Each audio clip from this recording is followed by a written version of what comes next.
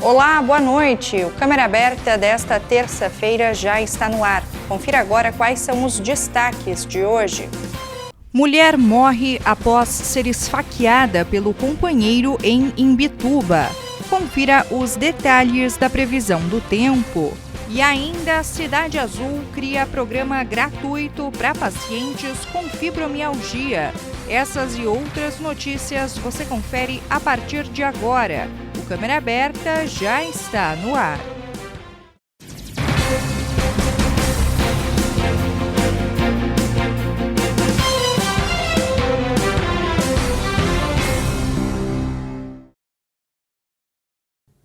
Você sabia que é possível envelhecer vinho no fundo do mar?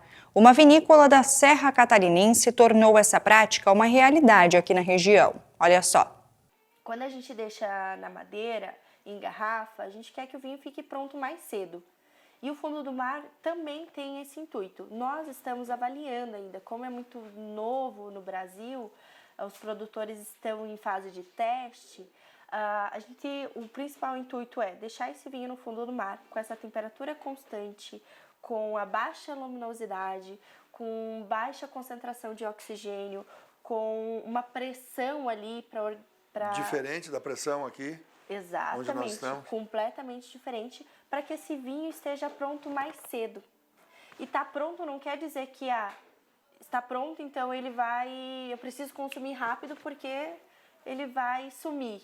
Não, ele passou por um processo. Ele passou por um processo como aquele que passou por um processo no barril. Na barrica ou na garrafa aqui, porque o tempo de garrafa na terra também faz diferença. Mas é inovador, é diferente. Isso tem a ver com Titanic, o encontro do navio, encontraram lá garrafas no fundo do mar, ou é um pouco de lenda? Talvez sim, tem muitas histórias, né, fora do Brasil, né, muitas histórias, o pessoal ia velejar, enfim, deixava as garrafas ali guardadas, porque era um tesouro, né, deixava ali guardada, e aí quando retornava, iam pescar essas garrafas e ela estava completamente diferente. O intuito não era para envelhecer, o intuito era para preservar o investimento. Essa é uma garrafa que vem do fundo do mar.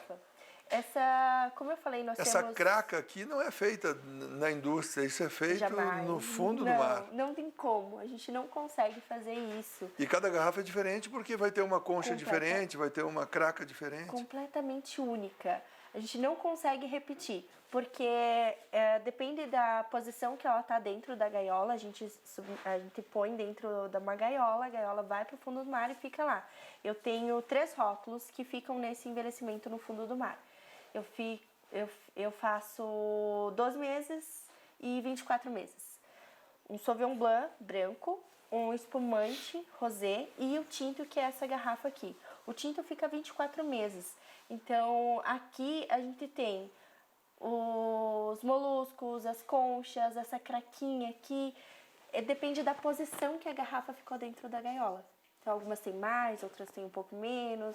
Algumas parecem até um coralzinho ali. Como ela é retirada do mar, ela é colocada à venda à disposição do público. Exatamente, ela não vai com um rótulo. Esse aqui é o rótulo dele.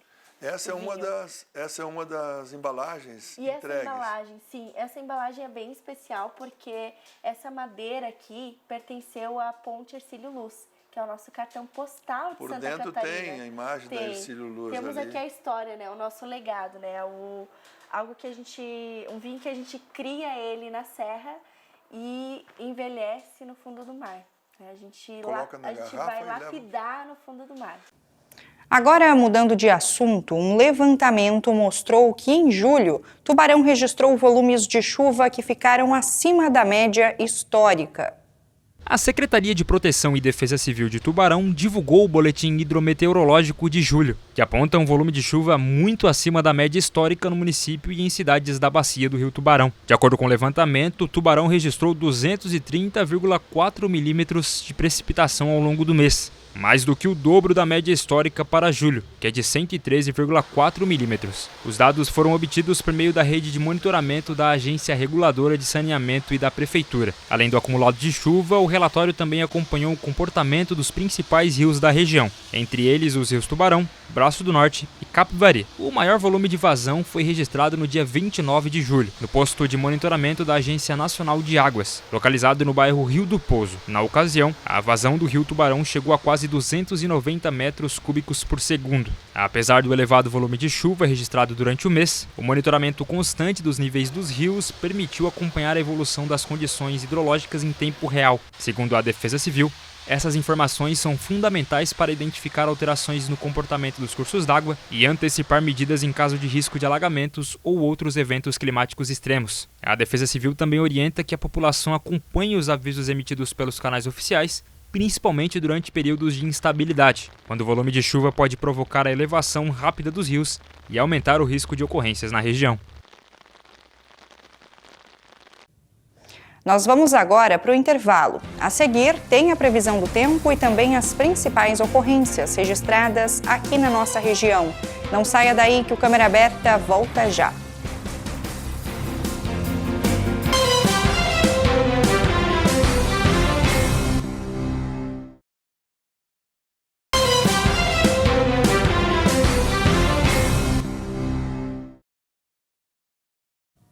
Estamos de volta e agora você confere a previsão do tempo.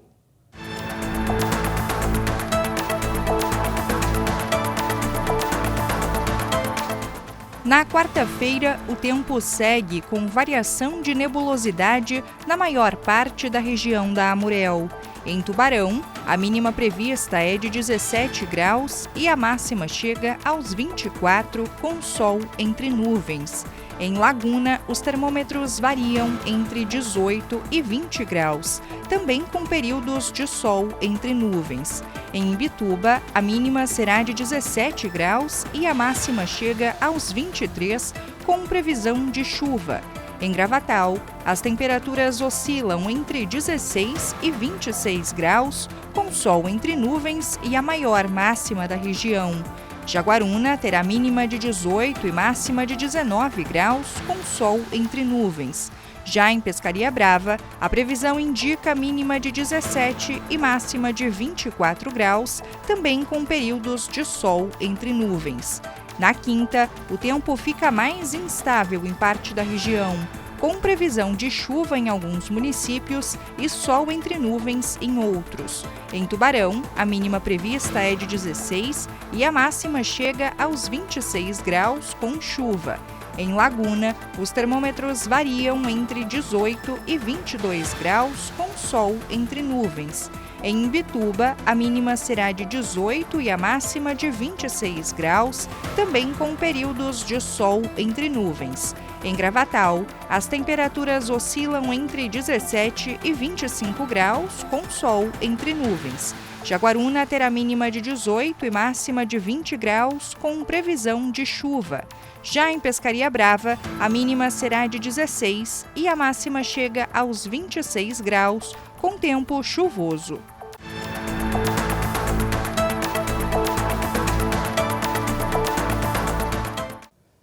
Bom, e agora nós vamos até a redação da UniTV conversar com a repórter Isabel Silva, que tem detalhes das principais ocorrências aqui da nossa região.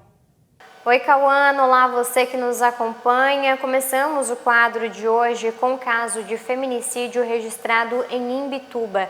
Uma mulher de 47 anos morreu após ser esfaqueada dentro de casa no bairro Centro.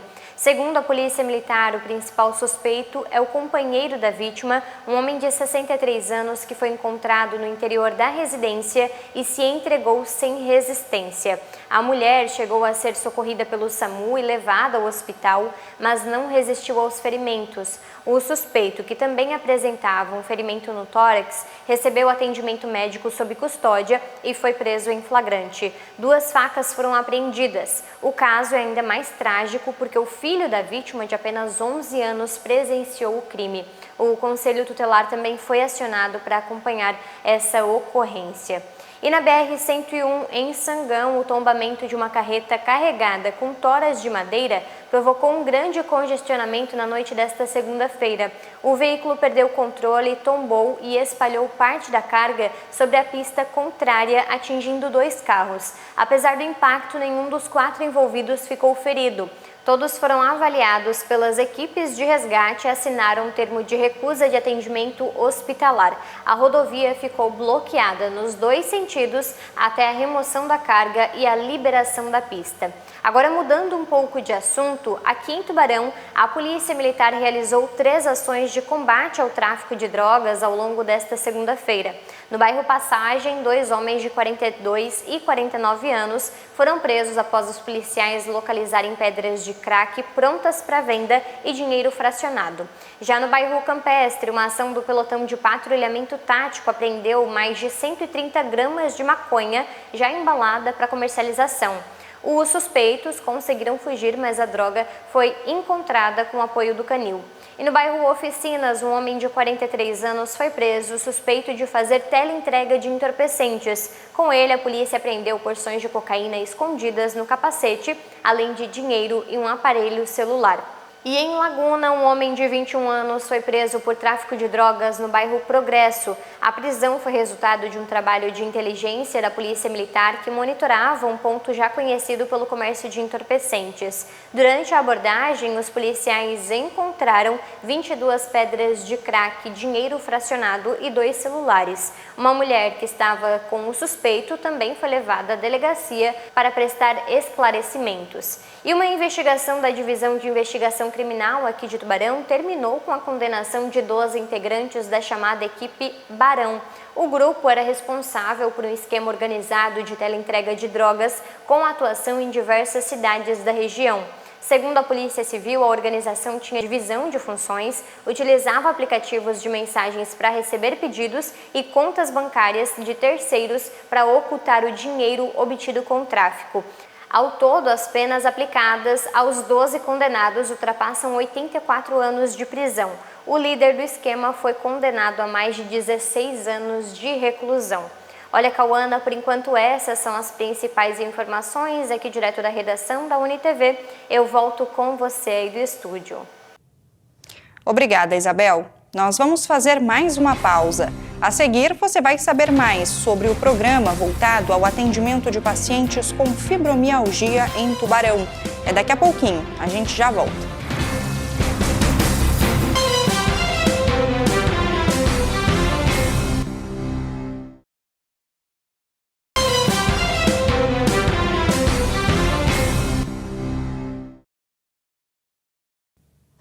Estamos de volta e agora para você conferir o comentário do psicólogo, filósofo e professor Matiola. Quem nunca passou pelo sufoco de ver o filho se jogando no chão no mercado? A birra não é falta de educação, é um pane emocional.